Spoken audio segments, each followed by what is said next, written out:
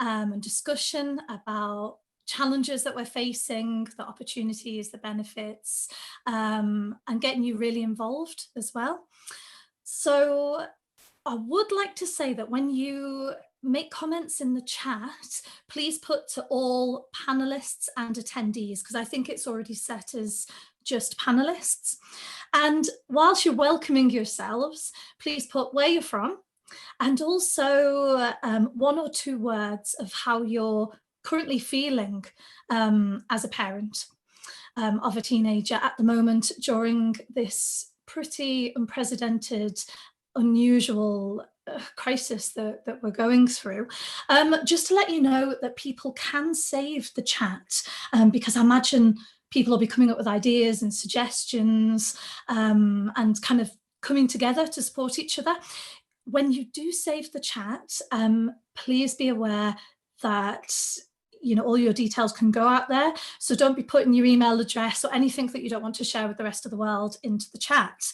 So let's see, where's everyone coming from? Oh, all over the world, everywhere. Okay, I'll get someone else to tell you that in a minute. We've got India, Portugal, Costa Rica, South Africa, London, fantastic, Hong Kong. Oh, right, okay, it's gone too much. Okay, so I'd like to welcome our panelists. First off, we have Keith Gelhorn. Keith is a youth coach. He is also the founder of advocacy.org. And yeah, Keith, if you want to quickly say hello and give a brief introduction of why you're here, that would be great. Thank you. All right, so my name is Keith Gelhorn. I own Advocacy. And basically what we do is we coach neurodiverse youth and adults who live with ADHD, learning disabilities, autism spectrum disorder, anxiety, and any kind of co-occurring mental health challenge that impacts executive functioning, which is the ability to set a goal and end a goal and everything in between. So we primarily work with students who are in grades 7 through 12, and then post-secondary students as well. And then I've got a second division of the business that's devoted to basically career coaching and small business and entrepreneurship coaching, but all under the guise of living with a disability. And what got me into this was the fact that I got a late diagnosis of ADHD, anxiety and depression, and a learning disability in math when I was 34, and started looking for solutions, practical everyday solutions to help me in that journey, and couldn't find anything. Had done about 2.5 years of cognitive behavioral therapy, know the therapy game pretty inside and out, but there was nothing really available to me as a person with a disability to really help me on the day-to-day, and that's why I started Advocacy 8 years ago. Thank you, Keith. And next up, Edyta, if you'd like to introduce yourself, please. I know you're a kindergarten teacher and a mum of 2 children. So, yeah. Hello, everybody. I'm Edyta Wydmanski. I live in a suburb of Chicago, Illinois. I am a mom of 2 teenagers and an ESL teacher, English as a second language teacher. I was born and raised in Poland and have lived here for almost 3 decades. I am very interested in everything parenting, everything children related, and I'm happy to be here. I do have a lot of experience working with families from all over the world. The school that I teach is very diverse. We have over 30 languages spoken. So I'm very happy to be here because I see that it's truly international audience. So hopefully I'll have something important or helpful to say. Thank you, Edyta. And we also have Nishmita, who's off camera at the moment, but she is helping me out with looking at the chat, asking questions that come through. So do feel free to ask questions and we'll try and answer them, have a conversation about them as we go along.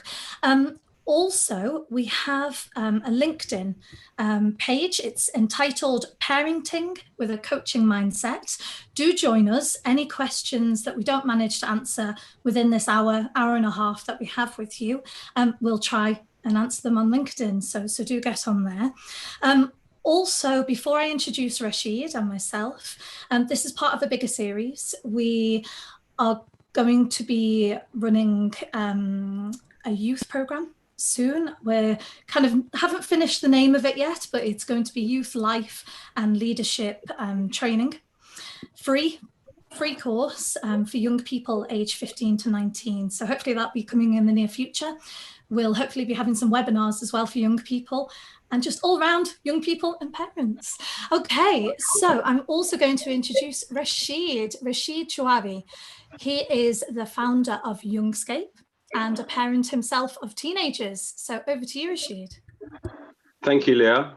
Really excited to be here with everybody all over the world. Yeah, like Leah said, I'm a parent of 3.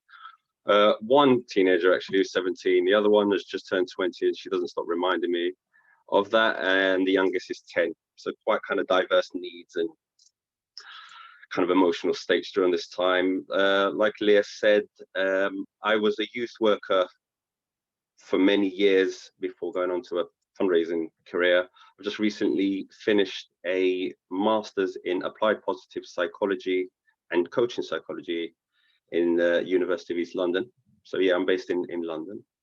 I've also just founded a community interest company, Youngscape, which goes into schools, youth centres, pupil referral units, delivering emotional well-being, strengths-based emotional well-being activities and interventions in schools and community settings. So yeah, pleasure to be here with everyone. Thanks for the opportunity. Thank you, Rachid. And then there's me. I'm Leah Black. I'm the founder of the Youth Mentor Coach. I am extremely passionate about youth mentoring and coaching. I had a bumpy journey when I was a teenager, very. And through that, it gave me a passion to work with young people. I've been kind of started off my career in environmental conservation, and that suddenly led to working with communities and young people. And for about 10 years, I've directly worked with teenagers, mostly 11 to 25 years old, mostly teens. I've worked in the UK, Ecuador, Zambia, Uganda, Kenya, and online. I feel like I'm all across the world now. I've worked specifically for charities in different roles as an achievement coach in schools for many years. Careers guidance coach, and I'd say most significantly my main experience came from working in mental health. So I actually worked with teenagers, young people that had quite significant mental health problems that meant that they couldn't go to school. So I helped in an education service, and I also worked with young people that had medical needs, and that was really interesting, and that kind of really made me think about this particular webinar, because I imagine a lot of parents and young people, especially with mental health and those without issues, are struggling quite a lot at the moment. So yeah, I now offer coaching online, and I'm also a student with Coach Arya. So that's me. First off, I would like to ask the audience out there if you could write down at least one challenge you're facing as a parent at the moment of teens, and one win, one success, because we've got to balance this out. And whilst you're writing those down, I would like to ask somebody from the panel to talk about their experience on challenges and successes during this time. So who would like to go first? Thank you, Keith. I thought there was going to be silence then. Cheers. I'm going to go about it. I don't know if I'm unmuted. Okay, so I've got a kind of an odd story, I guess, that represents a lot of people with disabilities, but I struggled my entire way through school. I didn't, like I said, I didn't get diagnosed with anything until I was 34, and then going back and reflecting, it came to be that it should have been easily identified, but back then, I'm 45 now, back then most ADHD wasn't really out. And so every report card I had was like, in elementary school, I was in French immersion. So it was like if Keith actually spoke French, he might do well. And then I went into junior high and it flipped from 100% French to kind of 80% French, 20% English. And I was a solid C- student. I spent every summer in summer school right up through grade 12. And by the time I got to grade 12, actually grade 11, I guess, I knew I wanted to work with people. So I went into a human services course and really enjoyed that, helping other people out. But in that class, I got a B. That was the only B I ever got in my entire academic career. And in every one of my other classes, I was a solid C- student. And where it kind of came to be was my friends would making fun of me. It's in the helping field, there's not a lot of guys in it. And I'm a giant. You haven't seen me stand up yet, but I'm 6'7", like 250, right? So they thought I should get into firefighting, and I was easily pulled off direction by other people because I didn't really trust my own instincts, and I had a million different ideas. So for that, you had to take a science. So I took biology 12, walked into the room, looked at the board, was like, nope, not doing this. Walked right back where I was supposed to actually drop the course, and never did drop it.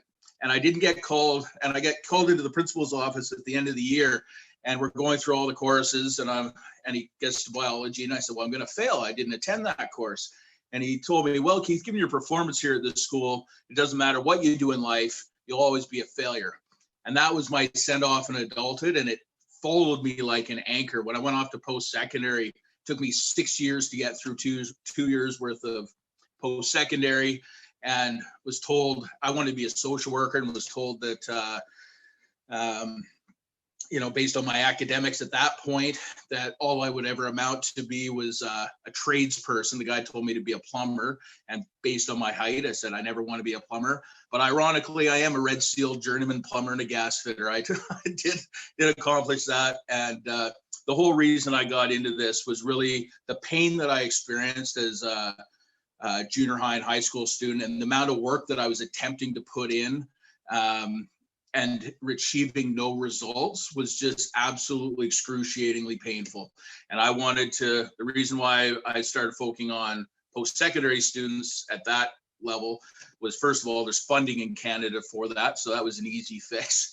But, and then when I started dipping into the junior high and high school students, it's kind of a forgotten age, right? So there's not really a lot of resources, especially if you get an ADHD diagnosis. At best, they'll say, oh, take your pills and good luck, right? Just make it happen. And it's not that easy. We need a lot of validation. I need a lot of schedule, routine, and everything else. And right now in this COVID-19 thing, like in Canada, I'm sure it's the same where all you guys are, it's all online now. And unless you have a way to focus yourself, it's pretty tough to do.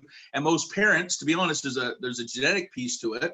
And most parents have it too, so they're more disorganized than their kids are, and it's just this continuous roller coaster. So that's really why I really, we focus so much on the students.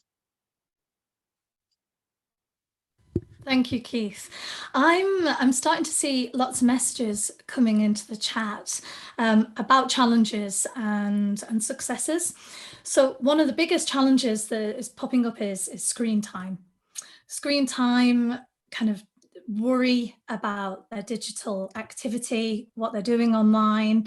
And some of the positives are, someone said my adolescent girls are like my best friends, time together. But there are more challenges coming out. So I thought we could have maybe a bit of a discussion about how to make them more positive. So screen time, routine, and boredom. So how to deal with boredom with a teenage boy, I think one said. I think if I could just come in there, screen time is something we've all been told to worry about for years and years, and now we're in a situation where screen time is a good thing. So kind of that balance of we've been told it's bad, and now suddenly it's good. And I think that's where this routine and structure is really important, and it is important with teenagers in general. But I don't know if anyone managed to read my article. One of the things I said in there is to create a structure and to create a routine with young people, it's best to actually do this together and speak with them and find out exactly what it is that suits them, that suits their education, their interests, their hobbies, and stick with that, agree those boundaries and agree those times together. Screen time, it's difficult because that is our lifeline at the moment. I don't know, Edyta, as a mum, oh yeah, your hand went up, whether you could contribute to this. Thank you. Yes, thank you. So my son is almost 16 years old and my daughter is 13. They live a very, very active lifestyle, normally before we were on the lockdown. We were going from school to sporting events, to practice, to polar school on Saturdays, to, church on Sunday, dinner. It was a constant rush. It never stopped. We were exhausted, angry, fighting. Like, it was not a good situation at all. Like, I was looking forward to traveling to Spain for spring break because I was going to have some time with my children alone. Well, we didn't travel anywhere, but we get to now slow down without rushing, without, having tons of on our schedule, and we can actually sit down together, spend more time as a family. Before, my children literally did not spend any time online other than, school, like necessary things that they had to do for school. So in my house, actually, is a reverse right now because they do get to spend a lot of time online. And I don't mind it because before, literally, my children, when they were little, they only were able to watch TV or play any type of games, online games, during weekends. During the week, there was no time. Once they were a little bit older, things changed. They got their phones. So yes, they were using technology a little bit more. But again, because of our schedules, we never had time for anything. So I am actually welcoming, and I told Leah before, I'm welcoming this time right now because we do spend time together. We cook together, bake. They fight too, don't get me wrong. There's still a lot of it going on. But they are calmer in general. They're happier. My daughter finally told me that she got enough sleep. That, because before she had her first practice at 6 o'clock in the morning, then school all day, and then another practice and another practice. So it was way too much. So to me, it's slightly different. And I know routine is important. I know schedules are important. And I think that everybody just needs to find their way of dealing with this situation. And the way you find it is by talking to your children. Figure it out together. We are in this together, but also the smaller units, the home, the family units, you need to figure this out.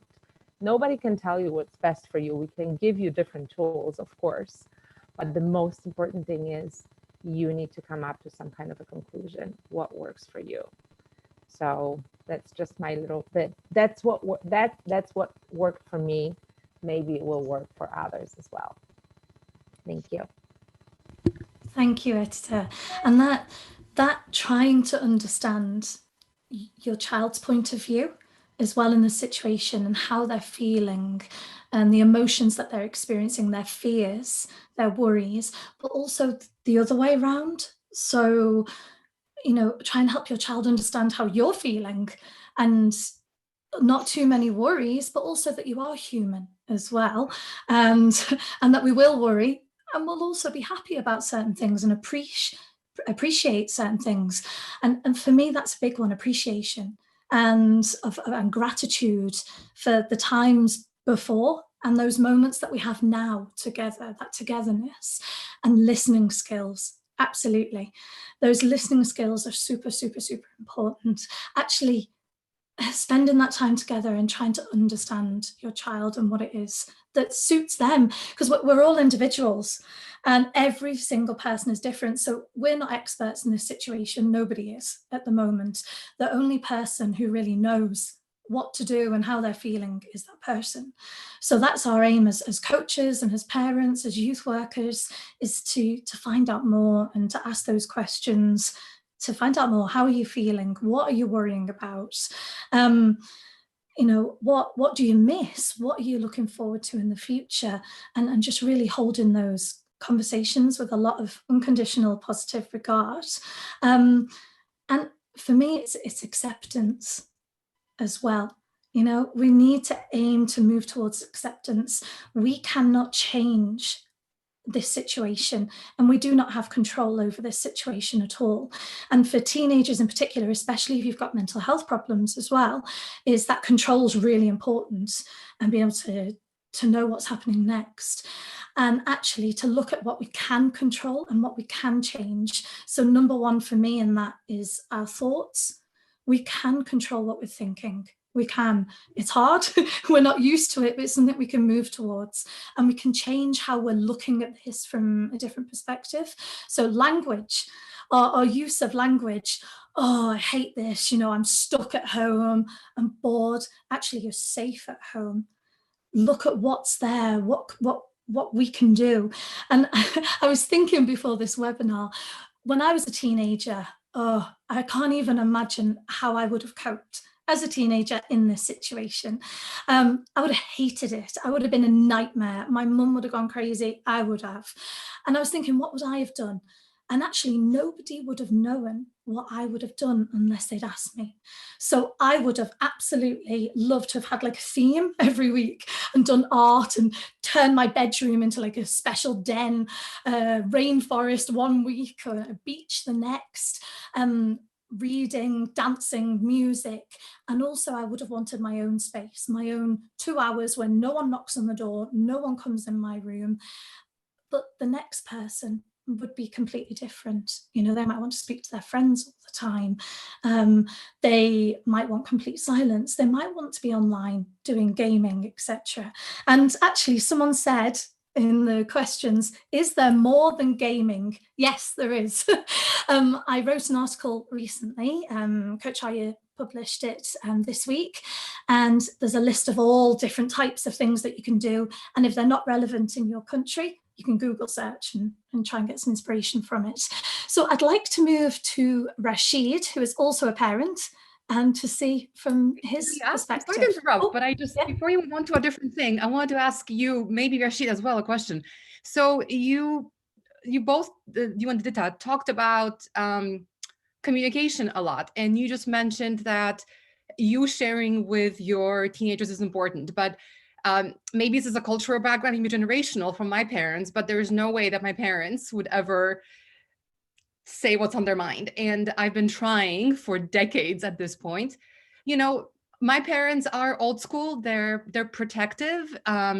They would never want me to think like something is wrong. And I'm almost 40 and they still don't want me to think something is wrong.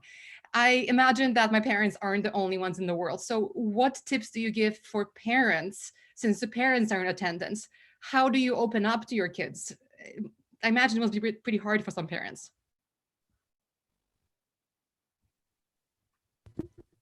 Okay, I'll go quickly first. I know my internet connection just went a bit bad, so I hope you can hear me. I think it is just that small step of asking a question that literally, oh, how are you today? What success have you had today? What are you worried about? Just start a conversation. Just start with that one simple question. You know, maybe even writing something. I have this magnet board on the fridge that's stuck, and write a question down and answer it. Like I would probably put 3 achievements today and kind of note them down. It gets you and your children into that mindset of being open. So yeah, I'm going to think a bit more about that. But Rachid, have you got anything to add in? Or Edyta, anyone? Rachid, you're on mute. Something good that happened today, you better? know, something that worries you. You can put all sorts of different questions. I think that having a board like that is very helpful. We have something similar because my daughter was trying to do theme dinners, you know, we've had a couple of those and it worked for a while. So I definitely like that idea, because they may not want to talk, but if they have a chance to write and express themselves this way, that's a great idea. So.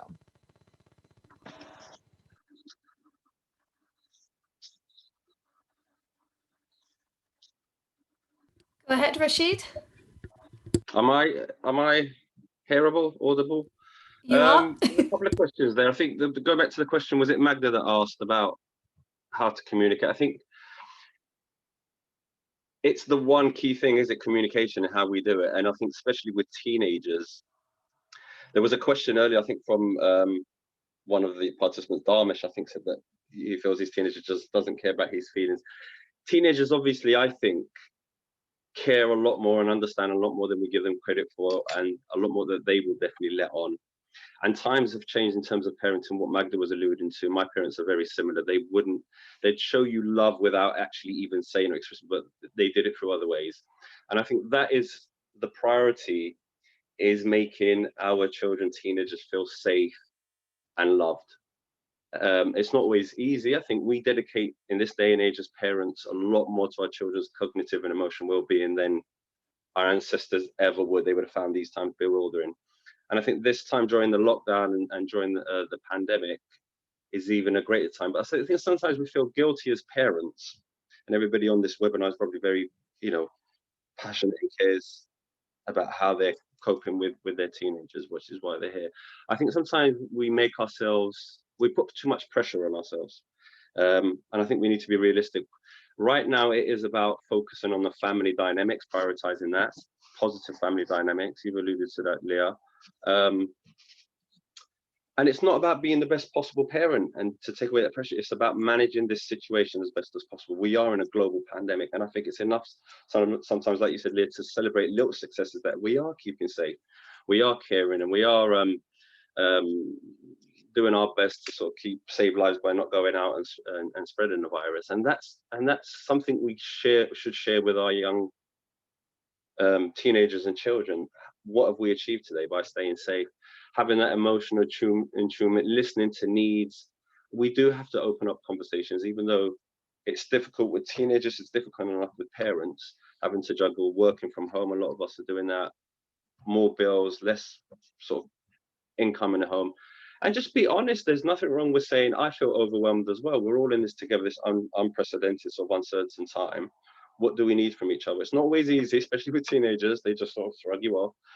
But just keep kind of like checking in on them. And I think sometimes somebody mentioned, it might have been Darwish as well, actually, who said his teenage son doesn't seem to care about his feelings, but is very self-motivated about study. It's honing in on what our children do care about. And sometimes the only conversation I have with my teenage son is if I mention football. It's the only time we kind of like spend a lot of time together, unfortunately. Sad enough is when the football's not on TV anymore, but when a football match is on, we'll sit down and get really passionate about what we're watching and have this nice sort of bond. So it's starting a conversation with what their interests are, what their strengths are. I use humor a lot because my children like it when I'm being silly and funny, and they're quite humorous as people. Some children, curiosity. One of the participants said, you know, study, education. So you make that connection, what you feel they're gonna be engaged with, what conversation, what topic, and then throw in a little, because a lot of the time we only speak to our children or teenagers in particular when we have a little moan or an instruction or a directive, like we need to do this, you know, I'm really busy at the time. Structure, like you said, Leah, is really important. It's, you know, it's cabin fever, isn't it? It's that time and space. You know, if you've got more than one children, like many of us will have, it's, I'm going to do homework with a 10-year-old at this time, talk to the teenager about whatever they're doing at this time, and so just have a little structure. You can't always keep to it, but try and have a little agreement between everyone at household where your space is. You know, I'm going to eat there at this time, you're going to do your homework, you're going to do this, and just have that expectations. I use the holiday hell analogy a lot, Leah, and participants. I don't time we go on holiday and it's a 4-hour drive somewhere and it's that same thing, you're stuck together and it becomes very volatile, sometimes very stressful. But years later, it's those photographs you pick out and you go back and you add meaning and purpose to that situation, even though it was quite challenging and tough at the time. You look back on these times, I think, in a year, 2 years, 5 years, whatever it is, and add a lot of meaning and purpose to it. And if there's a way of just keeping in check with our children, that if they're using the devices a lot, maybe saying, what are we doing to add meaning and purpose to what they're doing? As in, are they checking in with loved ones, holiday? Are they keeping people that are isolated more than them or feeling more lonely a bit more cheerful? So it's maybe utilizing it in that way. So it's kind of like doing, not ignoring. I think if we try and hide away from there is a crisis, young people will get more anxious. There is a virus going out there and it's quite dangerous, but we can kind of engage with it in a positive way and put positive social media posts, say we are staying safe, when they're in our bit, you can do your bit, and help each other out, where it is a kind of united front bit. So I think it doesn't answer the questions, how do we start conversations? I find the older I'm getting more like my dad, where I love my children, and I know deep down they love me, but we're not sharing that in a communicative kind of, vocal way. But our teenage children do know we love them, and I think it's just checking in with emotional attunement and being in touch with our own emotions. Am I meeting my own needs? I think some self-care as parents as well. We're human. We need to be our best possible selves in terms of enough sleep, me time in the evening or during the day before they get up, do things that me as a parent, I enjoy doing. So I'm in a positive frame of mind when I'm talking with my children. So a bit of self-care and compassion for us as parents as well. And I think then the parenting would come in a little bit more natural and not feel too guilty that we're not doing it perfectly. Because even these parents on social media, see with these post-it notes and doing it all creatively, we're all struggling to a certain extent. Let's remember that, and not set too high expectations for ourselves. Be realistic. We're all coping uncertain times in different ways, but we're all doing it, and celebrate those successes and put family dynamics first before am I being a good parent and working and doing this. I think those family dynamics and being in touch with our needs and making our children feel safe and loved is what should be the priority, and I'm sure we're all doing that. But that's in a rant what I do anyway, and what I would suggest. I think Edyta alluded to, there's no one way of doing it. We all have children with different needs, different ages, but it is self-care and compassion, that showing them that you do love them and care about them. Talking to them individually as well as together sort of like helps. I think if you've got children of different ages and with different needs, kind of family conversations as well as 10-15 minutes individually is massive. Just touching in with them on an individual basis, and they talk and they relate to you on different dynamics that way as well. When they're together, they sort of play up with it on their own sort of with their own dynamics kind of. And I think if you speak to your children individually at different times of the day, that I think helps, just checking in and seeing what's happening. Yeah. Thank you, Rachid. Thank you. I just very quickly, I was just thinking, if I was a mum, and I'm not a mum, but I work with enough teenagers to feel like I am half the time. But if I was a mum, I think I would literally go up to my kids and I would say, do you know, I'm worried. I'm kind of struggling with this a little bit. It's hard. It kind of makes you feel a bit anxious and nervous, and it's uncertain. But I'm also really happy for nature. Nature's getting a time to breathe, and it's nice to reflect back onto experiences when we went on holiday last year, or when we had that meal, or remember that funny moment. And that's how I feel. Guys, if you want to talk to me about how you're feeling, just know I'm here, because this conversation's really good to have, and just introduce it slowly. You don't want to interrogate teenagers because they'll just think you're after information. I know if I go up to teens and go, right, tell me, what have you been doing? They'll be like, oh, because they're so used to teachers asking them, why haven't you done this? What were you doing this morning? Why didn't you complete your homework? Why are you smiling? Why are you? And teenagers are used to being, I'm sorry to say, interrogated, and when we ask questions, it can make teens quite scared, like, oh, what have I done wrong? So maybe it's best to open up yourself first without those questions and be a bit vulnerable and put that out there. I know with my situation in my family, I think if we'd sat around the table at night time and actually had dinner, but had a debate, so a fun debate, right? Okay, let's have a debate about anything. It could be about COVID-19, it could be about anything, just to get that conversation flowing, to get to enter the mind of that young person. Rachid, you said something that's quite close to my heart, which is finding meaning and purpose in every single situation. And Viktor Frankl, he wrote a book, and I've forgotten the title, Man's Search for Meaning, or so. Anyway, Google it, Viktor Frankl. And he said that purpose and meaning in every situation is what gets us through and is what's really important. So how useful can you be? What is your mission in this? It's kind of, if we look at it in a coaching kind of perspective, it's reframing. It's reframing the situation, looking at it to gain some sense of control. So I'm going to be a hero. This is my mission. I can be useful by helping so-and-so, by creating this, by all these things. So that meaning and purpose is very important. Keith, I'm wondering if you'd like to jump in at this point. Also, Keith, I've noticed a question from Jennifer, which says, my 9-year-old was just diagnosed with a receptive learning disorder, highly communicative, but trying to take quick instructions from a teacher via internet and trying to understand what is expected brings an eruption of frustration. How do I help her find her grounding so that I can clearly team up with her and not make her feel stuck? And you sprung to mind, Keith. Could you answer that if possible? Thank you. Yeah, one of the issues I actually had as a youth and into my 20s was something called how I knew it was something called flash anger. What it's now known as is intermittent explosive disorder, which is an anxiety response, which basically makes people, if they're getting something they're not expecting, right? You go from 0 to 100 in 2 seconds, you're yelling, screaming, punching walls, road raging if you're older. And then as soon as you come up, you come right back down, you continue on like there's no big deal. And in youth, specifically in the teenage years, you see it more often than not. That's where it really kind of started erupting with me. I also came from a family with, my dad has some anger issues, so it kind of trickled down.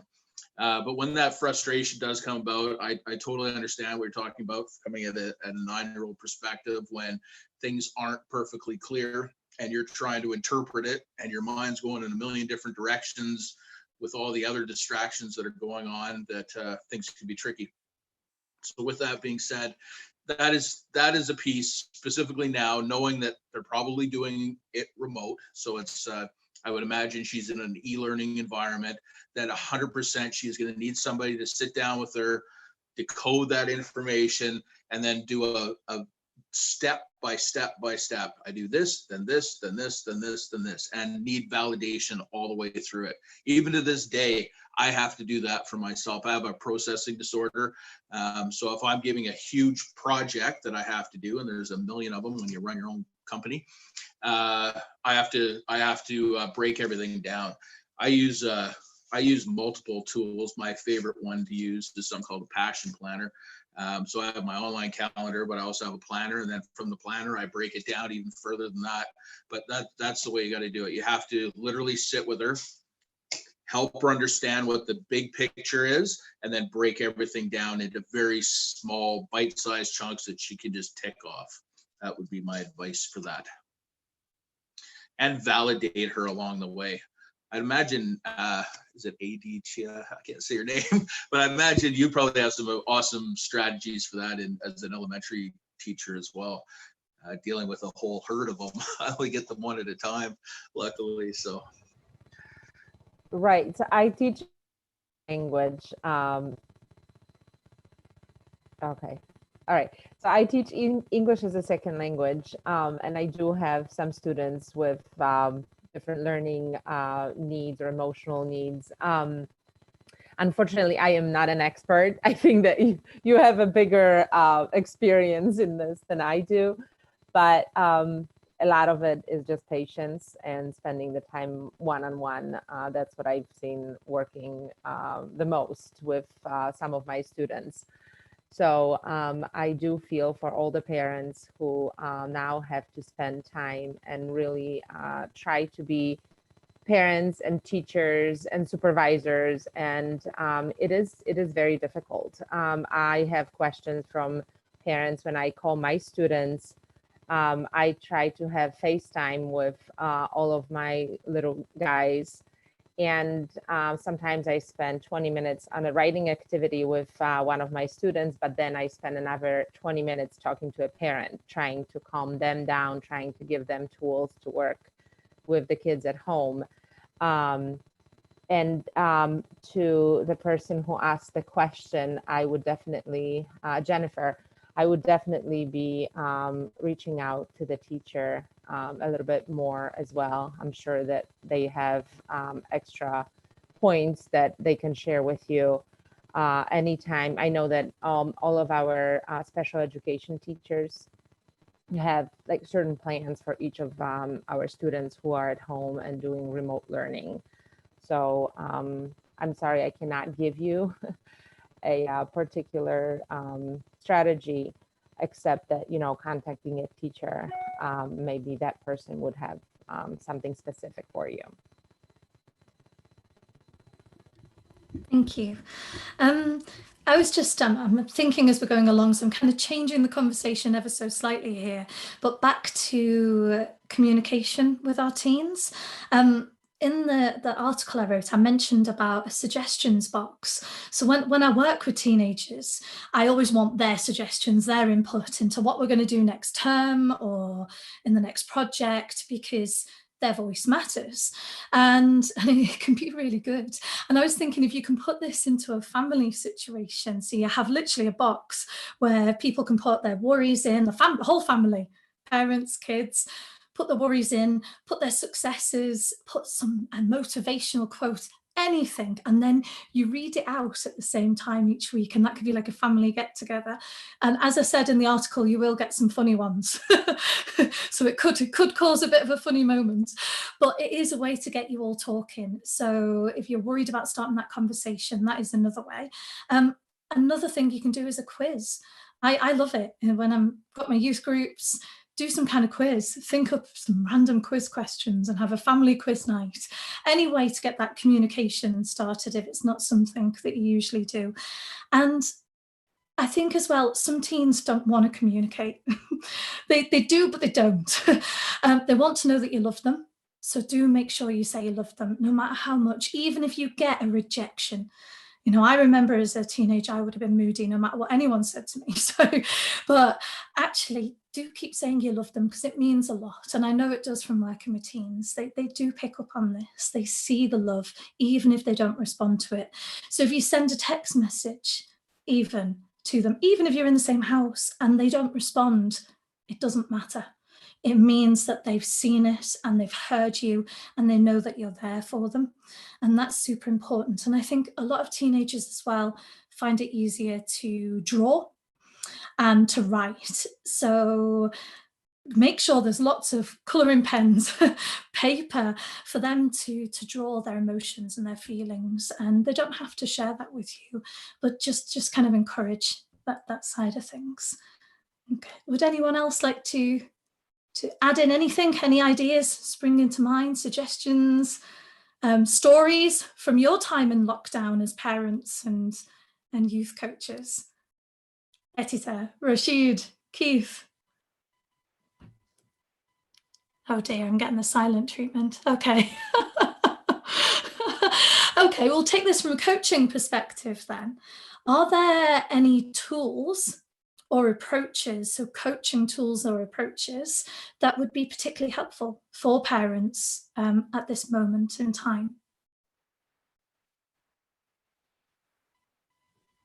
Hi, Leah.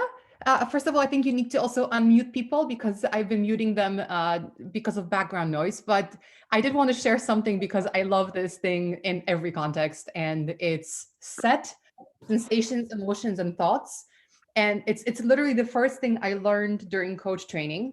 I'm not a parent, but I use this on a daily basis with myself. And it's this technique that we learn to kind of start the coaching conversation, to check in with our client in the beginning and then kind of check out with our client at the end.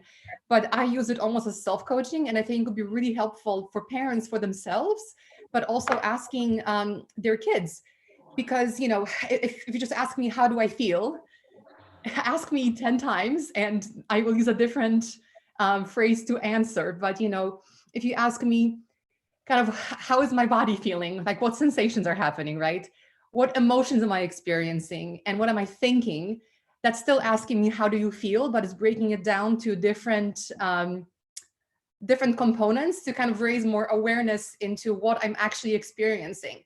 So I think it'd be interesting to ask your teen, you know, what sensations, how is your body feeling? What are you thinking about? What emotions are going through you right now versus just, well, how do you feel?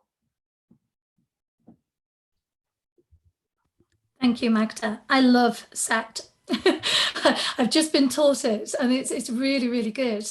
And it's good for us to be able to control our thoughts as well, and to kind of realize that we think from the inside out. It's, who is it, Michael Neal, Inside Out Revolution, sorry, that he wrote about, where we can actually control, you know, our response to what's going out there. It's all about our reaction to what's happening, and that change of emotions that we can have around that, and thoughts. Now, I've noticed, is it Keith, are you trying to join in there? I've unmuted you. I didn't realize you'd all been muted. I was trying to get my door closed because I can hear the TV upstairs, but joys of working from home.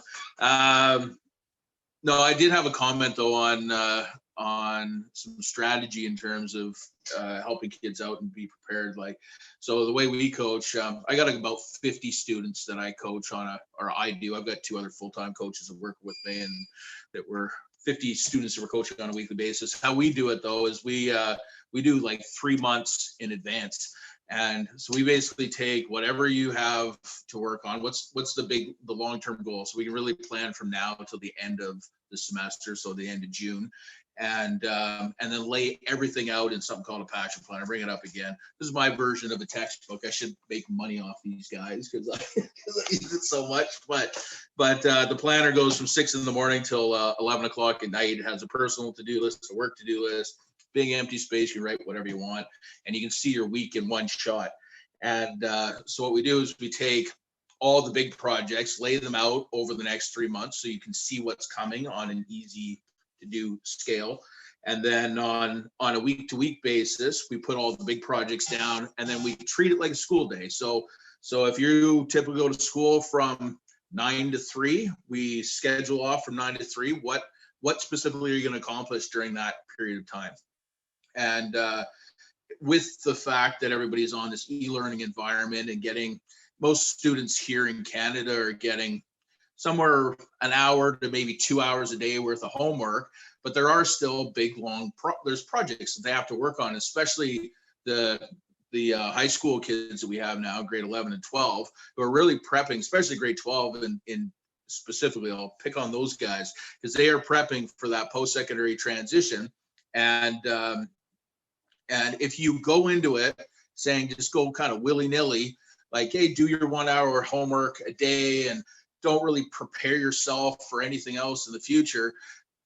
Something I was just thinking about the other day is that, you know, this all started in May. So you've got 7 months before you go into that post-secondary transition in this like loosey-goosey, do whatever you want, no structure, no nothing kind of atmosphere. And whether you like it or not, as soon as you hit university, there is structure. It may not, and the structure that comes from it is not that, you know, tailored 9 to 5 day. You have 1 hour of online learning and you've got 4 hours of homework. You have to be able to develop those executive functioning skills to be successful at that point of view, regardless of what school you're at. So from this point of view, is what I'm saying is, if as far ahead as you can plan ahead, and then on a week-to-week basis, figure out what the big tasks that have to be done during the week. Also identify, like, when are the kids most alert too. So if they do only have 2 hours of homework a day, don't expect them to get up at 9. Maybe some kids are early morning risers. Most of mine aren't, right? Don't expect them to get up at 9 o'clock and pop that work off. Just ask them, when do you feel most alert? Most kids usually is somewhere between 10 and 12. I'm sure the teachers in the room can identify after lunch. They're like dozing off, and all the workshops I do is the same kind of thing. 10 to 12 is kind of a sweet spot, but to be honest, every single kid is different. Some kids are like, I'm not a parent, but my girlfriend has 2 teenage boys that are in the house who are on this school plan, and the 17-year-old stays up till 4:30 in the morning playing Xbox, right? Gets up at 4:30 the next day, does his homework from 4:30 to 6:30, and then goes down and plays Xbox for another 10 hours straight, right? So it's what we're doing with them, and what I'm actually doing, again, with all my students who have fallen into this quick transition, is just coming back to that schedule. You have to have it. No schedule routine. You can basically like kiss success goodbye, in my opinion. But that, again, I'm coming from a disability angle where I know from that's kind of where my expertise are. If I don't have anything written down, the likelihood of me achieving it or achieving something and feeling like I've been productive by the end of the day, week, whatever, is about 0. I have these things currently. I started doing these 8 years ago. I can tell you what I did every single day at every single hour for the last 8 years. Guaranteed nobody in this room can do that unless you're keeping your own stuff. And it also I use it too, because a big thing with disabilities is that we experience a lot of limiting beliefs. I'm stupid, I'm not getting enough accomplished, why can't I be like everybody else and everything else, right? And so a lot of the time when stress comes, again, it's an anxiety response. So when stress comes, the first thing we do is go inwards and attack ourselves. We say some of the nastiest language to ourselves internally, right? About, why can't we be like everybody else, essentially, right? And so the benefit is, well, if you're tracking it, and we will need help. I have 3 coaches. I have a personal coach, I have a business coach, and I have a positive psychologist that I currently work with to just keep me moving forward, right? And so when it gets to that point where those negative or limiting beliefs starts trickling in, then I can come back and be like, man, look at all the stuff you've done during the day, right? You've accomplished, most days I probably talk to anywhere between 10 to 12 people a day on average. And, and then I can get back into that positive mindset where I can keep trucking on and feeling like I'm contributing not only to myself, but to the greater good as a whole, I suppose. Thanks for sharing, Keith. Thank you. And just want to say one brief thing, because I know, Rachid, you had your hand up. But for me, I think a lot of young people in this moment of uncertainty are going to be struggling to think of the future as well. That's going to be a tough one. It's like, what does this future include? When is this virus going to stop? What's going to happen? So I think thinking of the future can be a bit tough. And on that same note, motivation, it might not be the right time as well, I feel, with young people to like give them loads of motivational, you can do this. And even for you as parents, that kind of forward thinking, motivation, think of all the things that you can do in the future. I feel that could be a little bit more harder to deal with at the moment. And everyone's going to deal with this differently anyway. And do you know what? It is okay not to feel okay as well, because a lot of people are going to be feeling like not positive, not motivated, and it is okay not to feel okay. But this is temporary. It is going to change. This is only a short period of time. And Keith, when you were talking about that routine, that structure again, I worked with a lot of young people who couldn't attend mainstream school due to a mental or medical condition. And we would phase back into education. I think this big gap from education is going to require that phasing back into normality. One, I'd say, let kids be kids, let them be, sometimes, you know, at this very moment, they're like, yes, I can hibernate for the first time. I've always dreamt about hibernating, and now I can. I can have a break. I can have a chill out time. So a little bit of let kids be kids, but also that structure of at least 3 hours, I would say. I don't know, this is not expert advice, but 3 hours of education is what we'd aim for, and then build on that back then.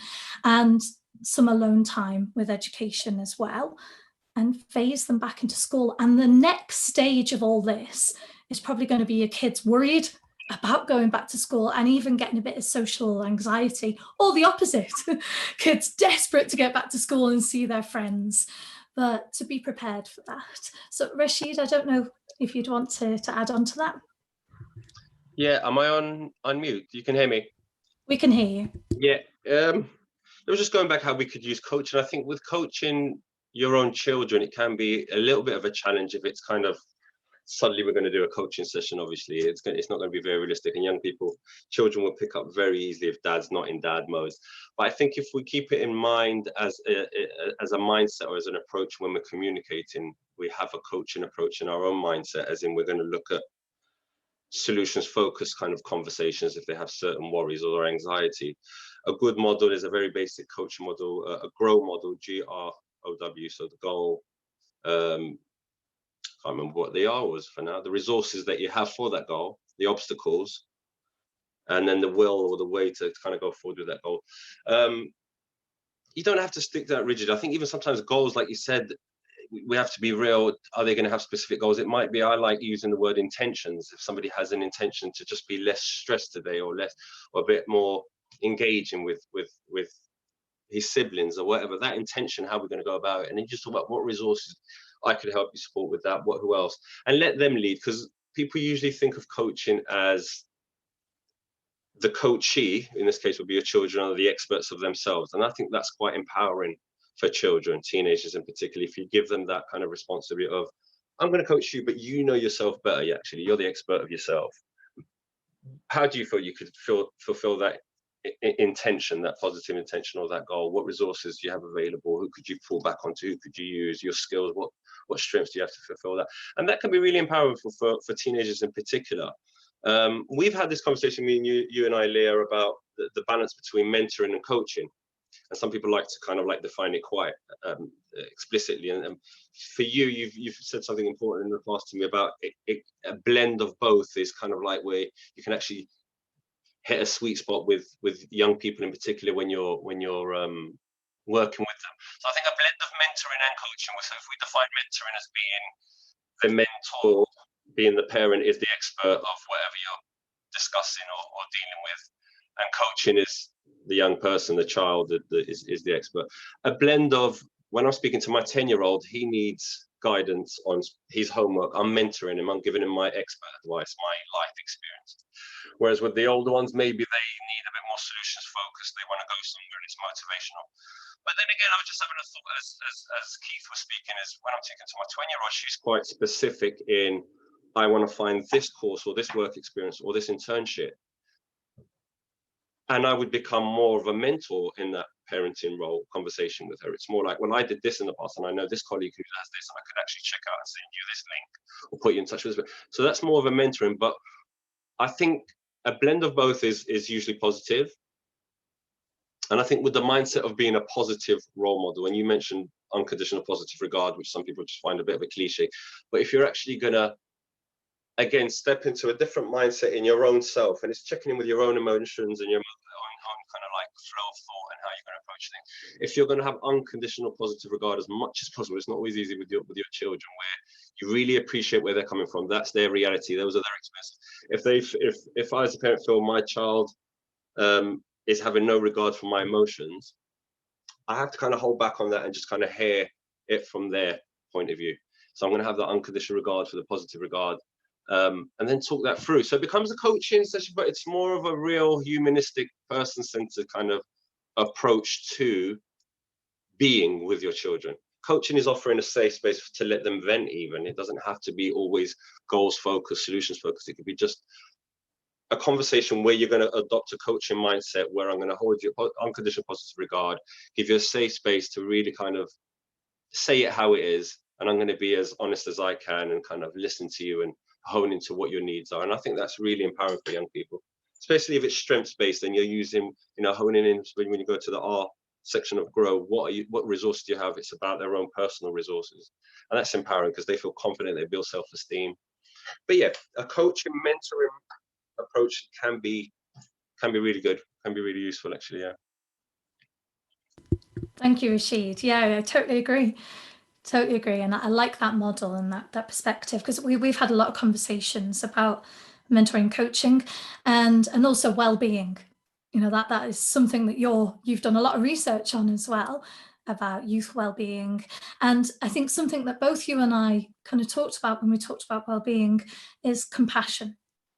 That love, that showing of love, however you can.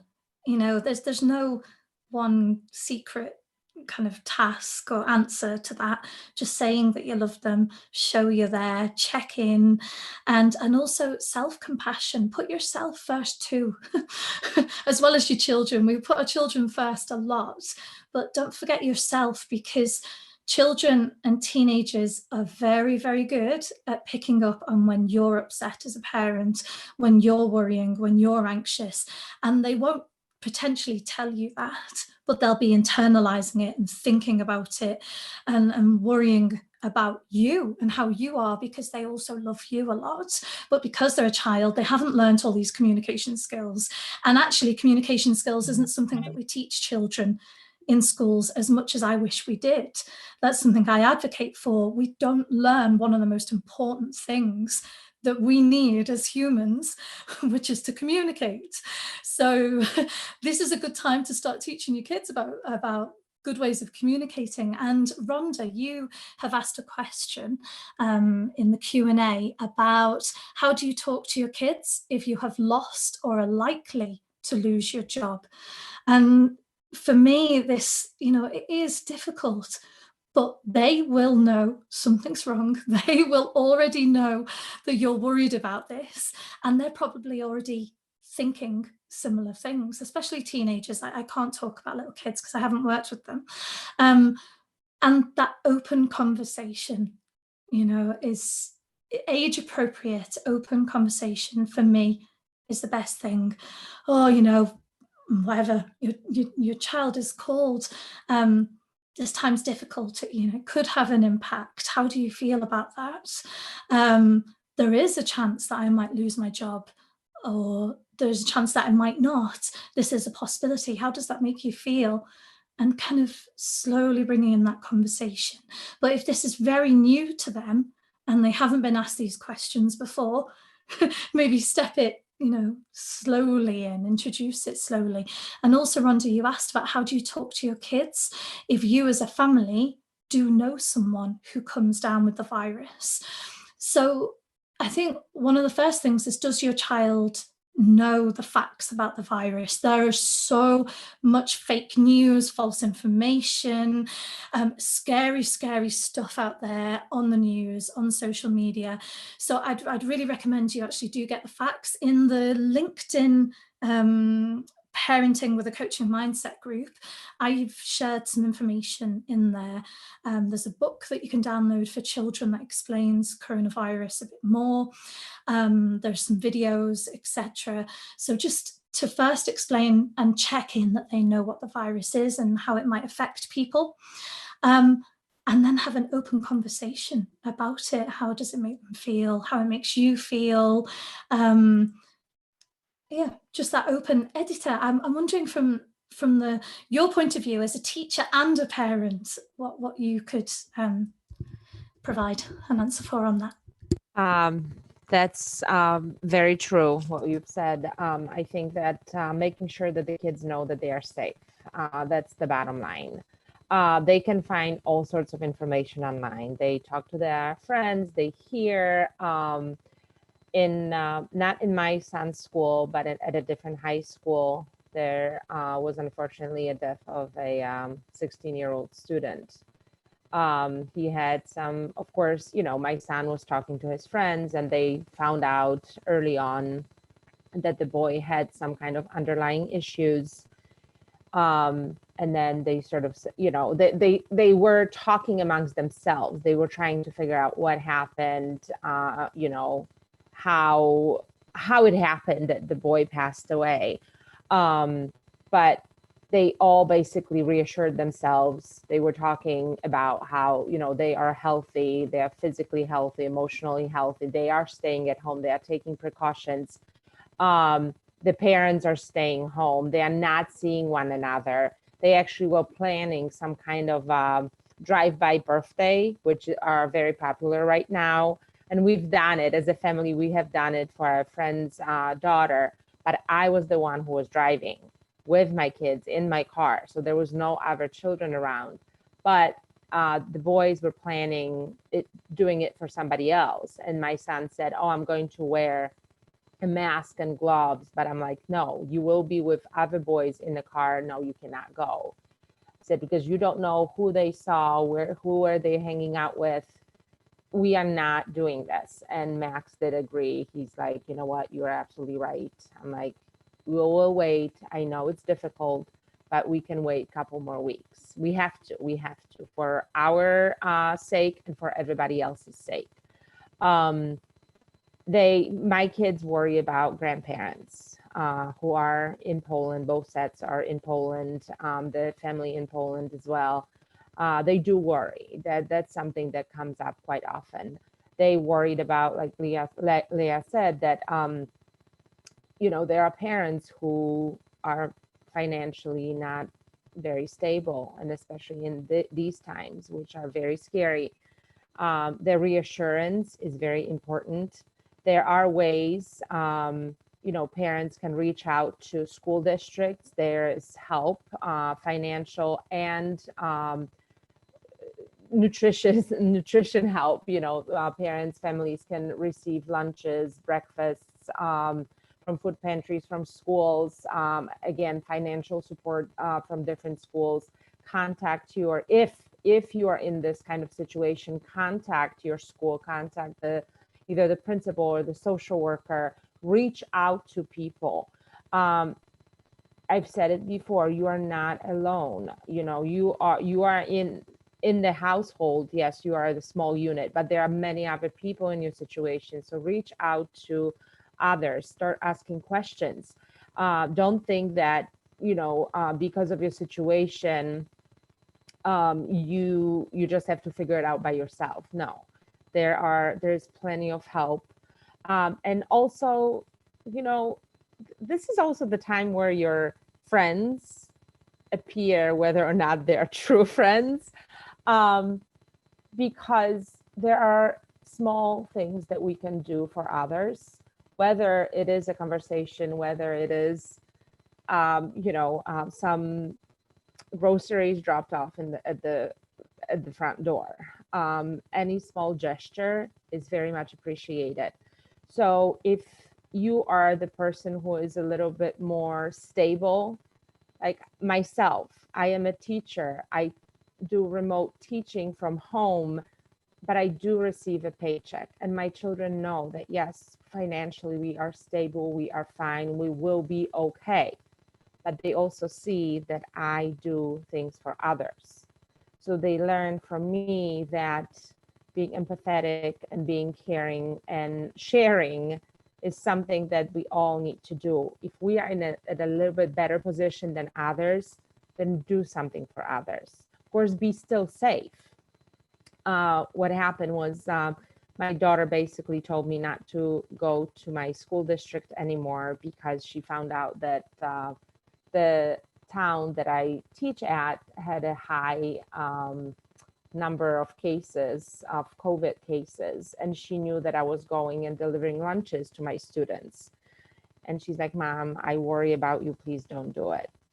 And I said, you know what, this is, I think that this is a good idea, because I did not want her to worry. She knew I had a mask. She knew, washing hands, all that, all the precautions, but she still worried. And because of my child, I said, you know what, you are right. I've done my duty in this case. But fortunately enough, during the same time, my school decided that it was too dangerous for teachers to deliver lunches, and then they have just a different system going on. It's tough,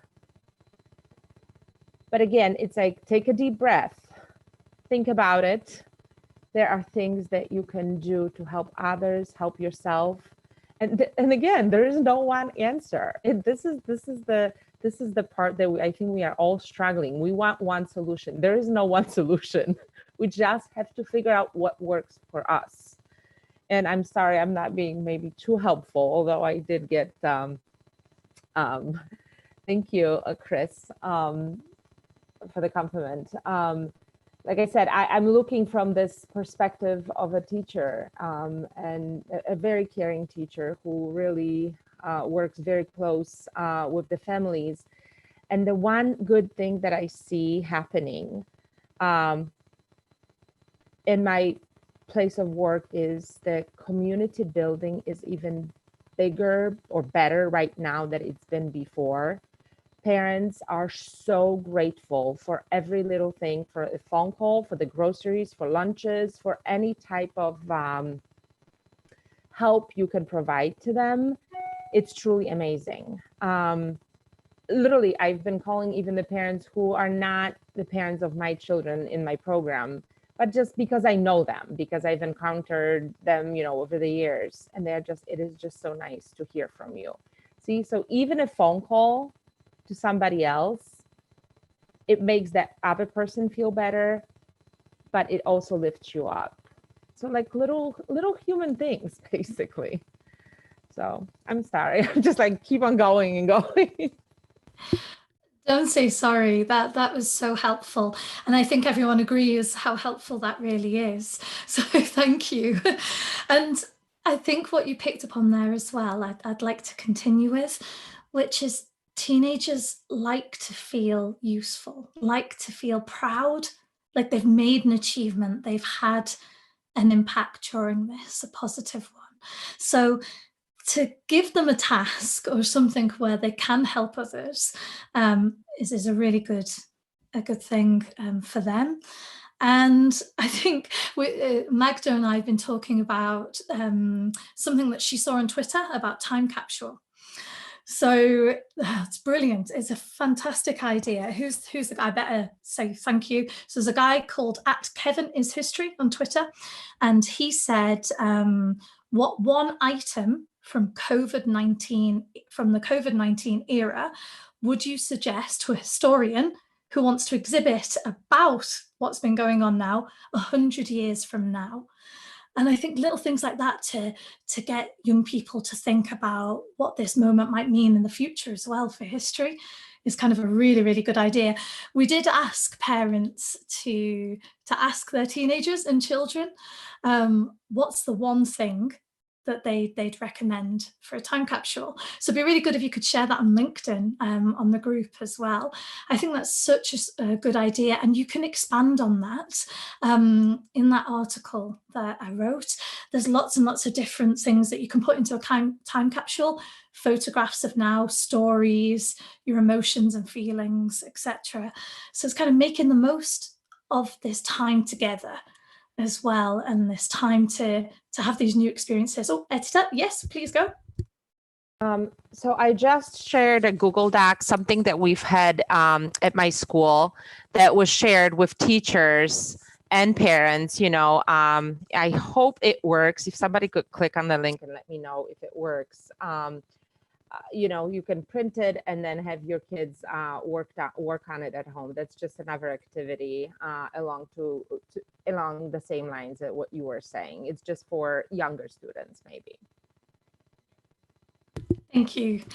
And Keith, just because we've only got 15 minutes remaining, I would like to pick your brains, if possible, about, I've worked with teenagers with ADHD, and I know that there's a lot of energy and they want time and that the structure as well, and this could be a bit more challenging for parents who may have teenagers with ADHD.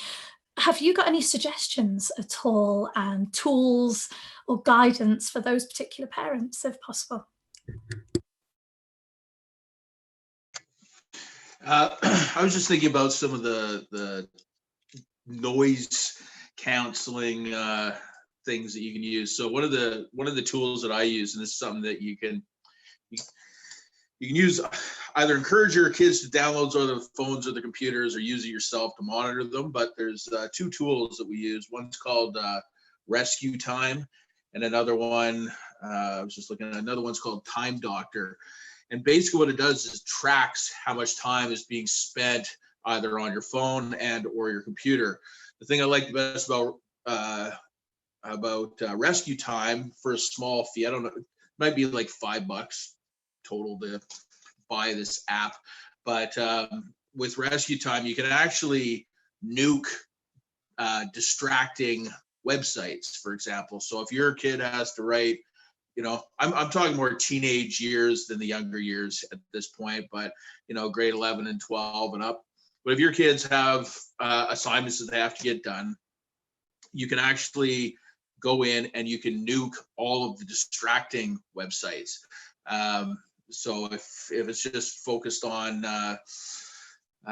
Google Docs, most of them using Google Classroom, so it's just docs that they need to use, you can do it so it just watches that. The other thing I do it too, though, it also tracks how much time you're spending on everything. And that could be really, really interesting, because the kids have no clue how much time they're spending, neither do parents, because we're not, you can't monitor at any given time. So yeah, it's a really interesting thing. I used it with some of the guys that I coach that admittedly have some screen addiction, which is pretty much every single one of them, and track how much time you're actually spending. And if you can put it in perspective, I did it on myself last week in the midst of this, I guess in the midst of this COVID stuff. I'm trying to also monitor myself, and I haven't used it personally in a little while, but I was like, I'll check it on my phone. I was looking at Facebook, for example. And on one day, during a work day, I spent 4.5 hours on Facebook. No idea I even did that. Zero clue, right? I'm just posting things to it. I have my own Facebook Lives that I do, and was responding back and forth to people. I was like, what a waste of freaking time. And I'm wondering why at the end of the day, I can't get to the admin stuff that I have to do, like building my website and starting another business that I'm trying to do. And I'm like, I'm so efficient because I think I'm working. But Big Dizzy, one of my business coaches said to me, is difference between being busy and business, right? and what I found last week, and I also noticed that I was kind of doing it. I was like, man, I'm getting kind of distracted and really not pushing the needle of where I needed to go. And that's what I was falling in. I was definitely into busyness, but not really producing what needed to be done. So it was kind of a neat tool that I use. Some of the other, like I specialize a lot in assistive technology and accommodations. So it's all really individualized on particular individuals' needs, but there's certain things you can still use to speed up if you do need to get through things. Like we use a lot of speech to text technology. A lot of the textbook stuff now you can get on PDF, and you can use a program called Premier Tools, which I really, really like actually. So yeah, you can get your textbook on PDF, plug it into Premier Tools, and then people are like, well, I don't really like that text to speech technology because it sounds a little, robotic. But there's a gem in this little program, because there's a search function. And if you have to find that one particular thing that you're trying to find, and if I think of myself before the internet came out and I was flipping through the frickin' index, trying to remember how to spell a word, because I have this processing problems, and spending all that time wasted away and then getting frustrated and giving up. Premier Tools, you just go in, Google basically like Google for your textbooks, and bring you directly where you need to be. Another thing is using like noise canceling headphones, for example. So just blocking off that distracting, any distractions that are kind of coming upon you. Those are kind of the key ones, but it'd be really interesting. Yeah, have the parents chuck on that Rescue Time, and you really have it just running in the background of any of your computers, your tablets, and even their phones, and they probably wouldn't even I guarantee they wouldn't even notice anybody has a disability. If you look at my phone, it's so full. I think I use 4 apps on a regular basis. I probably have about 4,000. I'm not even kidding. It barely runs. But yeah, chuck it on your kids, and not chuck it on the computers, not to monitor, because nobody likes to be monitored. We hate top-down approach. That's the other piece too, is like, if we're feeling like we're supportive, you are going to get eons more of us than if you top down us. So if you come as a domineering parent and why aren't you doing this? Why aren't you accomplishing that? And you're not doing your homework. You're not going to get, I refrain from swearing. You're not going to get anything out of us. But if you approach us as like, you're approaching us on the equal, and we're working together through this in order to reach a common goal and praising the crap out of us all the way along, you'll be successful. And I want to speak too to like just a point of reference. So when the COVID-19 hit, it was right around, in Canada anyways, it was right around spring break. So the kids had to go back right after. And in that first 2 weeks, out of the 50 students that we were coaching, over 70% of them all wanted to drop out. They're like, no, we quit. It's too hard. We're not going to do this. I give up. And proud to say, I've just hit the end of the semester. Actually, today is the end of the semester. We lost 1 out of 50, right? And the grades that were just trickling in this week, especially my guys, some hard tickets, I got to say, who are easy to quit. The grades have just trickled in. The lowest grade that any of my students got was an 86. So I'm getting 86s, 87s, and I got another guy came in with a 92. And that is specifically from that. I just met them where they're at. I'm like, why do you want to quit, man? You got a month to go. You just invested 2.5 months, and you're going to quit with 3 weeks? Like, that doesn't make any sense. So I just kind of stretched out my classic coaching sessions where I meet same day, same time every week. I said, let's just spread it out. Why don't you just text me? Every day you text me like 3 positive things, 3 things that went well today. And I'm getting those coming in now. Every day I'm getting like, and I encourage people to go out and do something outside. So some self-care, right? So, I get pictures from drives they've taken and people they've talked to, and it's just kind of a nice way to kind of wrap up the day. I do it myself too at 9 o'clock every night. I have a gratitude alarm that goes off on my phone, and I verbalize exactly what I'm grateful for, and I also write it down. So every day, even as crappy as the days are, and we all know they are kind of crappy right now, I'm going to bed in a positive mindset. And I think that's really the piece here that a lot of kids have to focus on, and parents too, is just like connect. Let's focus on what's going well instead of focus on. It's so hard to not go down the rabbit hole of what's terrible is happening in the world. Let's focus on what's going well, and you can move the needle forward. Thanks, Keith. I love that. Gratitude, 3 positive things a day that everyone's experienced. And also when you said no kids want anyone to talk down to them. No one wants to feel hard done by ever. It's not gonna work.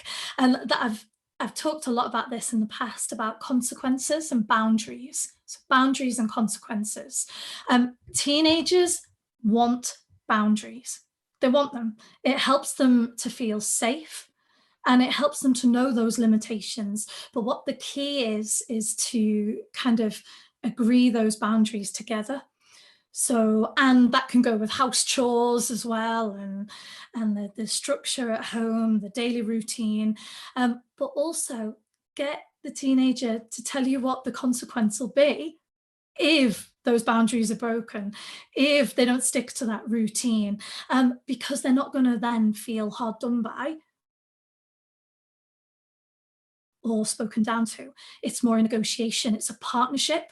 And we always talk as coaches as partnering. It's the same thing. Partner with your children, with your teenagers, and then no one's going to feel hard done by. There's going to be no kickoffs, as I always said. I'm from Liverpool originally, near Liverpool, the Wirral. And we'd always have kickoffs because I was right and you were wrong, and you were right and I was wrong. And actually it's because we don't know what the other person wants to do, what the other person likes, what the other person is feeling. Be curious. try and find out the other person's perspective, even if that's your child. It's surprising sometimes how much we think we know someone when we don't. Every person is unique. Every person is their own person. And especially a teenager who's currently trying to find out who they are, trying to find out their values and their identity and feeling like they want to belong. They're growing up really quick. So ask them how they're feeling, ask them about the boundaries that we should put in place and the consequences if they go against them. And Chris mentioned 30 years ago, we didn't have Facebook, but we gossiped and traded jokes a lot. This made me think of something that I always do. What would I have wanted when I was a teenager? So I kind of ask you that, but also that's a really good conversation starter with your teenagers and your kids. Teenagers are curious and they really want to know about their family heritage, your life, the life of their grandparents. And what a good way to start about going, when I was a teen, if this had happened, this is how I would have felt. This is what I would have wanted, how hard it might have been, what would have helped you when you were a teenager, what would have made things easier, and what you would have wished your parents had done for you, and kind of have that conversation and get talking about that. And I think that'll really help with those conversation starters. Just to finish off, we got 5 minutes. I wondered if Edyta and Rachid, if you have any top tips or one key message for parents out there. Whoever wants to go first can jump in. I love my children too. There's nobody more important than my children in the entire world to me. And I think we all became parents because, you know, we wanted to have kids, but, you know, we wanted the future to be even better for them than, you know, what we've experienced maybe. And I just say, enjoy this time with your kids. Just make the most positive experience you can. I know it's not always the easiest, but just be happy. You know, tomorrow, who knows what will happen tomorrow? Enjoy today, enjoy this time. When I did some coaching a couple years ago, I was introduced to mindfulness and this living in the moment and being in the present. And I love it. I love it. And then that's what I'm trying to do right now. I'm trying not to think what's going to happen later on, because, you know, we will have to find a new normal. We are not going back to what it used to be. Life is not going to be the same, probably. We'll have to find a new normal. But for now, just enjoy the time with your kids. That's just my little bit. Thank you. Thank you so much for having me. Thank you so much for being on here. And that's so true. Enjoy that time. It's not often that we get this much time together as families. So embrace it very much. And Rachid, do you want to finish on a final note? Yeah, I would just say at a time where we're juggling not only parenting, but probably a lot of us working from home and doing everything, is not to be too hard on ourselves, a lot of self-compassion on ourselves first and foremost, as well as our children. Positive family dynamics are the key. Everything probably hopefully fitting around that. And just make sure our children, however hard it may be, are feeling safe and loved. I think that's the main thing. And to add meaning and purpose kind of to it, how would we want to remember this time when it's over? I think when you keep that in perspective, it always helps people kind of feel engaged and connected and safe. I think that's the main thing. Thank you very much, everyone. Keith, Rachid, Edyta, Coach Arya, Nishmita for being in the background, helping with the questions. I really, really appreciate everyone that's come along, and all of the audience out there. Join us on LinkedIn, Parenting with a Coaching Mindset, to continue this conversation. Thanks very much. Cheers. Bye, Thank everyone. you. Stay safe and stay well and enjoy your time together. Thank you. Bye. Thanks.